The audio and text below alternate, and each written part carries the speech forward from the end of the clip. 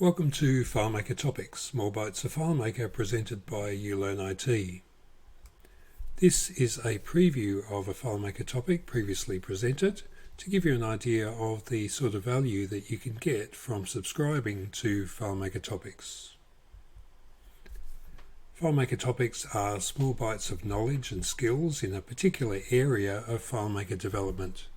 They're normally 30 to 40 minutes of content plus discussion at the end, presented initially as a live webinar. And then there's a video available of the content after the live session. We cover a lot of different areas of FileMaker development, including calculations, layout design, scripting, and security. We have flexible access to FileMaker topics. You can subscribe to individual topics, or you can take out a subscription either monthly, quarterly, or yearly. You can get all the details and subscribe at our website, ulearnit.com.au/FileMaker-topics. This FileMaker topic is in the area of calculations, and we're going to look at manipulating text with the functions that FileMaker provides natively. My name's David Head, and as I said before, this is presented by ULearnIT. In this topic, we looked at all of the FileMaker text functions that are provided natively, and we divided those into three different areas: extract, transform, and information, and finished off with some examples of use. So let's have a look at some of this topic. If we go into FileMaker in the calculation engine and look at text functions, we find an enormous number of these functions. And it's a little bit overwhelming to start with to look at how you're going to learn all of these functions and what they do. If we strip this down a little and remove the getAs functions, we end up with a more manageable list of functions that we can start to see some similarities and patterns in here.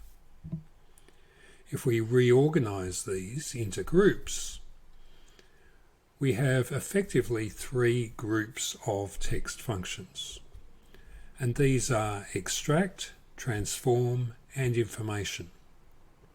So the extract functions are used to look at some text and extract part of that text from it. The transform functions take some text and physically transform, change that text into another form. And the information functions don't do anything to the text itself, they simply return information about it. When we start looking at these functions, we can start to see some patterns amongst them. So there are three sets here of left, middle, and right functions. So once we've learnt one of the functions in a group, the other ones tend to follow fairly readily. If we look at the left functions, there is a left function, left words, and left values. So they must have some sort of similarity between them, and that will help us to learn those three functions as a group. If we look over at the information functions, the four functions highlighted here have something to do with counting parts of the text, whether that's characters or words or values or patterns. So again, they can be learnt as a group and studied to see what they do. And here we have some transform functions that take the lowercase, uppercase, and propercase version of the text. And we have replace and substitute. Seem like fairly similar kinds of words, and in fact they're fairly similar kinds of functions, but they do a slightly different job. And the char and code functions are the exact opposites of each other.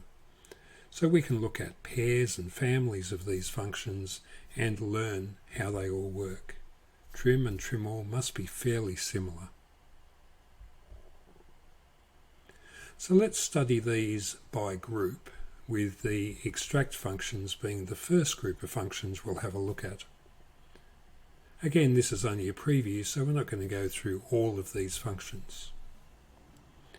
If we start with this group of functions, they have fairly similar syntax in that they all take a piece of text as a parameter, and they all have a number of characters specified. And in fact, these three functions work on characters in the text that you supply. They extract characters from the text. The most complex one of those is the middle function that has an extra parameter, and that is where you need to start. So the left function will start from the left of the text, the right function will start from the right, and the middle function will start from whatever character you specify. If we start with a string of text like this, it was 3% of 1/2, full stop, and we apply these functions to that text, then we can look at what each of them return. So the left function is looking at that text and 9 characters. So it's going to take 9 characters from the left of that text. So all the way up to the percentage symbol. All of the characters are counted, including spaces and the percentage symbol. So it strictly extracts the number of characters that you have specified from the left of the string. The middle function, on the other hand, looking at the same piece of text, is starting from the 6th character, which is the S. And from there it is extracting 9 characters from that point. So obviously that includes the space, the percentage symbol, another space, and the number 1. 9 characters in all. The right function is again going to look at the same piece of text and extract the last 6 characters. So that is the F, the space, the 1, the slash, the 2, and the full stop or period. So these three functions are fairly self-explanatory as to what they do. They're simply extracting a specified number of characters from a specified location in the text that you provide. If we look at the family of left functions, then we have left, left words, and left values. As you can see in the syntax, they all take a piece of text, as you would expect with the text function. The first one specifies to extract a number of characters, the second one is going to extract a number of words, and the third one is going to extract a number of values. So if we provide text like this, the left text 6 function is going to extract the first 6 characters as we saw in the previous slide. The left words function, though, is going to extract the first 4 words, the left 4 words. Notice that it is extracting the 4 words but not the question mark following, because the question mark is considered not to be part of the 4th word. And then the left values function is going to extract the first value from that text, which is what is a character question mark, because in this case the question mark is a part of the value that's been provided. So what's the difference between a character, a word, and a value? Well, this is the FileMaker definition of these. A character is basically any ASCII character, so that includes any sort of symbol you can type, plus white space characters such as a space or a tab or a return character. A word is a string of text between 2 word separators. And there are various word separators. The obvious word separators are things like a space or a return. But a comma or a semicolon or a colon are also considered to be word separators and not part of the word itself. A hyphen, a slash are also word separators, but there are some special instances in which both of those are not considered to be word separators, specifically if they are part of a date. So a date is considered to be one word even though it contains effectively word separators within it. A value is the string between carriage returns. So it is everything up to but not including the carriage return. Although you'll find that a lot of the value functions actually do return a trailing return at the end of the text that they extract. Another pair of extract functions are filter and filter values. Filter works on characters, filter values works on values. There isn't such a function as a filter words function in this case. Now in this case, only the contents of either filter text or filter values remains after the text to filter has been filtered. So let's look at how that works. Filter itself is case sensitive, but filter values is not. So here's an example. If we supply some text, apple, return Earl, return pear, full stop, so 3 values, return separated. If we apply the filter function to this list, and we're going to filter out capital P, lowercase e and lowercase a, then what remains is this. So notice that the E from the apple has been retained, the P from pear has been retained, and the E and the A from pear have been retained, along with the A from Earl. Take note that the filter function is case sensitive, so the 2 P's in apple were discarded. They were filtered out effectively. So only the contents of what's in the filter text, in this case capital P-E-A, remains from that text. So the other things that have been filtered out are things like the 2 return characters between the values and also the full stop at the end. If we apply the filter values function to the list and we're looking for the values of apple and pear, what this returns is apple. Pear is not matched as a value because the actual value in the list is pear full stop. So although the word is the same, the value is not. So there are a lot of other extract functions that we don't have time to go through today. Let's have a look at some transform functions. Specifically, we'll look at the difference between replace and substitute. You can see they have similar but different syntax in terms of the amount of the number of parameters that are required and the particular parameters. If we look at some examples of the replace function, the replace function asks for a piece of text. You can see that in the quotes there, that is text. The second argument is where you want to start replacing from. So in this case, the first example is start replacing from the 4th character. And then the third argument or parameter is the number of characters you want to replace, in this case 2. And then lastly, what you want to replace those 2 characters with. So in this case, the 2 characters that we're replacing are the T and the space. And those are replaced with 5 X's. So effectively, those 5 X's are injected into that text after you remove those 2 characters. In the second example, exactly the same string. This time we're starting from the 2nd character and going for 10 characters and replacing it with 3. So in the first example we replaced 2 characters with 5. In this case we're replacing 10 characters with 3 characters, and we end up with capital T, 3 X's and a lowercase t. So that's what the replace function does.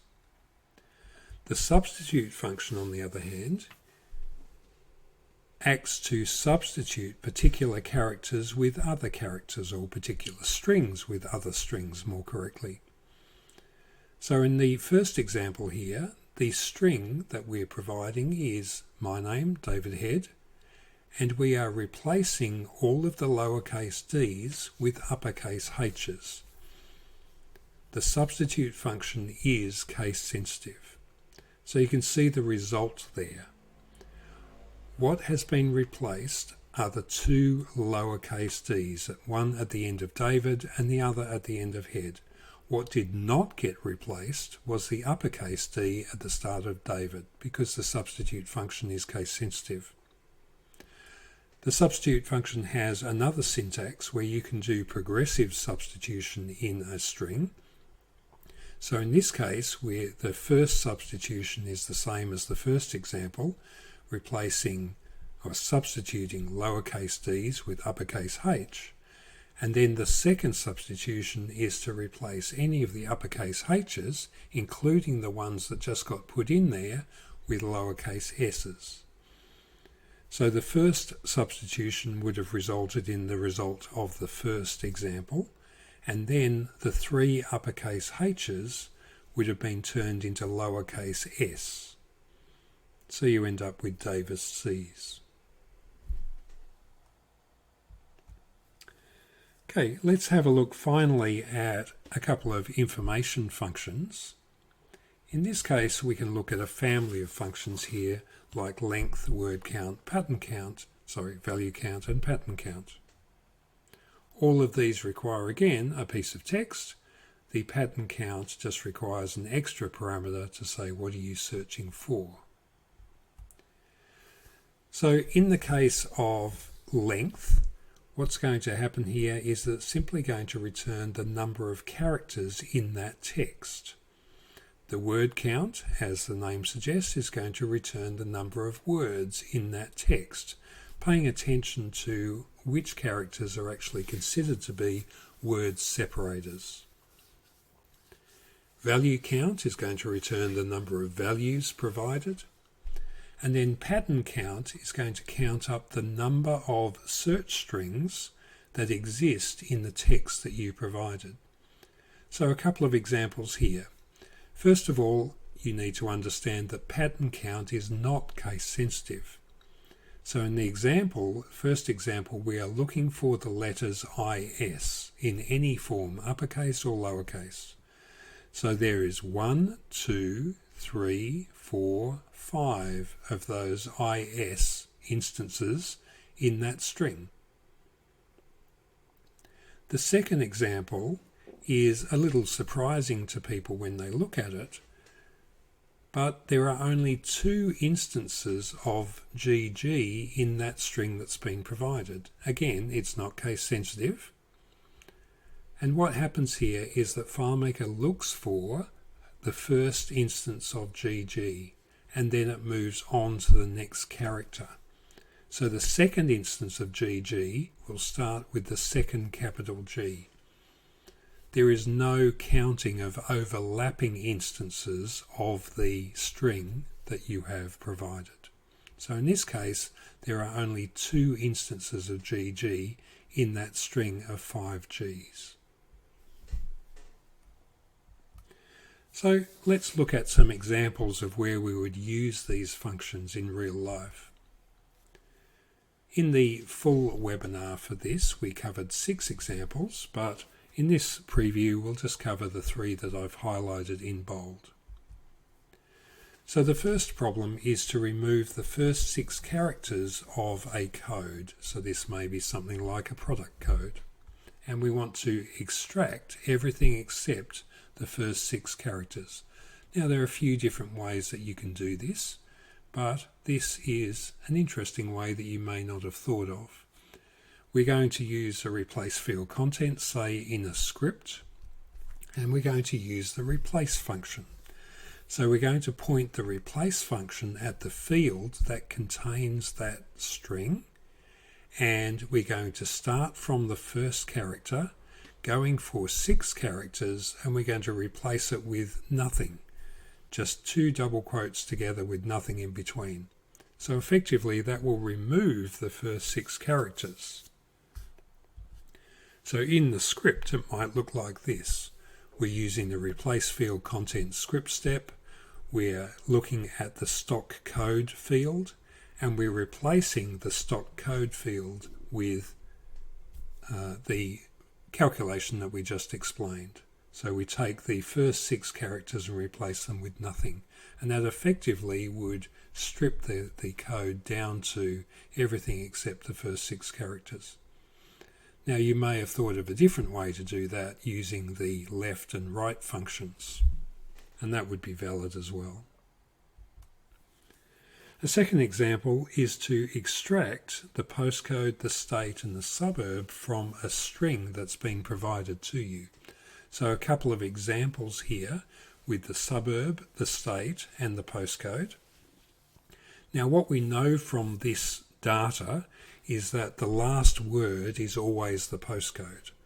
The second last word is always the state, and whatever's before that is the suburb. So if we use this function and we point that at the field that contains that string, we simply extract the right word from each of those strings, and that will give us the postcode. So we can write the postcode as a word into another field, for example, extract it from the string. If we use this, we can get the state. So we're using the middle words function. Again, we're pointing it at the field that contains that string, and we're using the word count function to work out where we need to start. So it says word count of that field -1. So it would count up how many words there were, subtract 1 from that. So effectively what it's doing is it's starting from the second last word of that field, of the text that's contained in that field. So you're saying get me the middle words starting from the second last word and going for 1 word. So that will extract the state. Now another way to do that, if you think slightly differently, is to do this. We can get the right 2 words and then get the left 1 word out of that.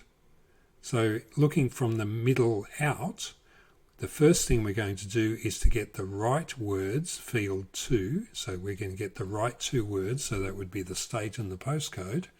And then we're going to extract from that the left word, which is the state. So that's a different way of achieving the same result. And then finally, to get the suburb, we need to get everything except the last 2 words. So the suburb may be 1, 2, or even 3 words. We don't know, but we do know that the last 2 words are the state and the postcode. So what we're doing here is we're getting the left words, and we're getting the word count of that field -2. So in the first example, there are 3 words in the field. 3 minus 2 is 1, so the left word is simply the suburb. In the second example, there are 4 words in that field. So 4 minus 2 is 2, so we get the left 2 words being Berry Springs. Okay, a third example then. Simplify and correct state abbreviations that people are entering into the state field. Some people are typing N full stop S full stop W full stop. Some people are typing the state in uppercase and lowercase or title case. Some people are just being very lazy and typing it all in lowercase. Some people are putting in spaces where there shouldn't be spaces. So we need some sort of function to be able to transform this data into the correct format. So in this case, we can use the filter function. Now remember that the filter function is case sensitive.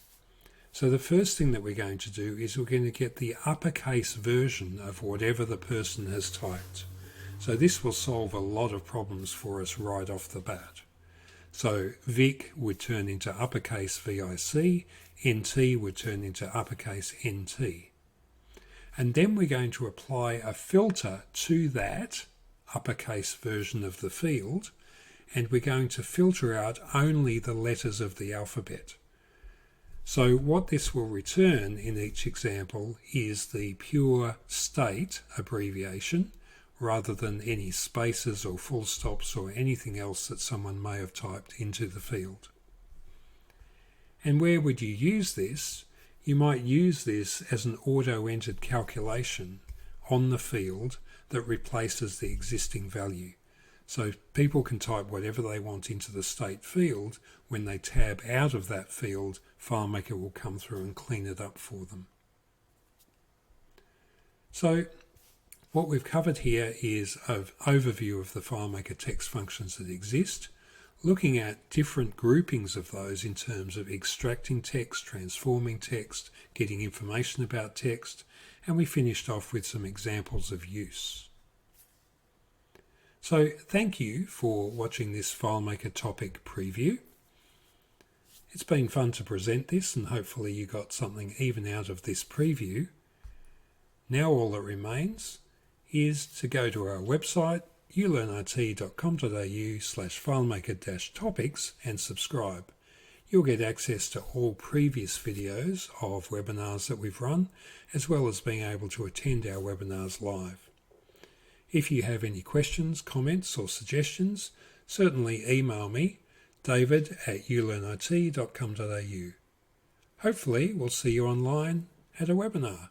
Thanks very much and have a great day.